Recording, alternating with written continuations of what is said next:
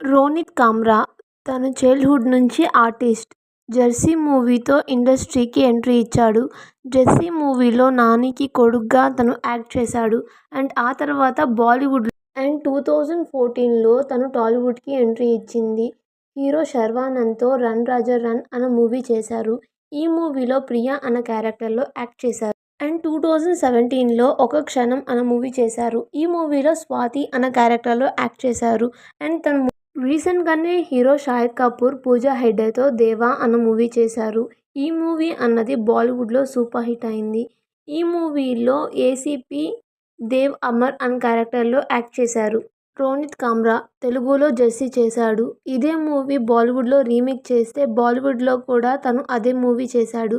And ఈ movie తర్వాత and Seerat Kapoor 'tiger' అనే మూవీ చేశారు. ఆ మూవీలో గంగా అన్న క్యారెక్టర్లో యాక్ట్ చేశారు. అండ్ 2018లో 'టచ్ చేసి చూడు' అన్న మూవీలో దివ్య అన్న క్యారెక్టర్లో యాక్ట్ చేశారు. ఈ మూవీ అంతగా హిట్ షాహిద్ కపూర్ రీసెంట్గానే 'తేరీ బాతోं में ऐसी उलझ जिया' అన్న మూవీ చేశారు. ఈ మూవీలో ఆర్యన్ అన్న క్యారెక్టర్లో యాక్ట్ చేశారు. అండ్ 'బ్లడీ డాడీ' అన్న movie and hero Nithin act చేసిన 'రంగ్ దే' మూవీలో చింటూ అన్న క్యారెక్టర్ చేశారు.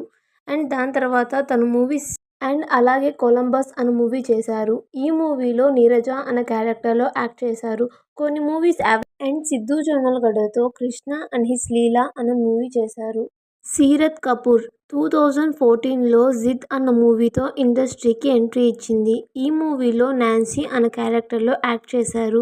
ఆమె బాలీవుడ్లో డెబ్యూ ఇచ్చిన మూవీ 2015 అప్పుడు 'కొలంబస్' అన్న మూవీ చేశారు. ఆ తర్వాత 2017 2 ఇయర్స్ తర్వాత 'రాజుగారి గది 2' మూవీ చేశారు.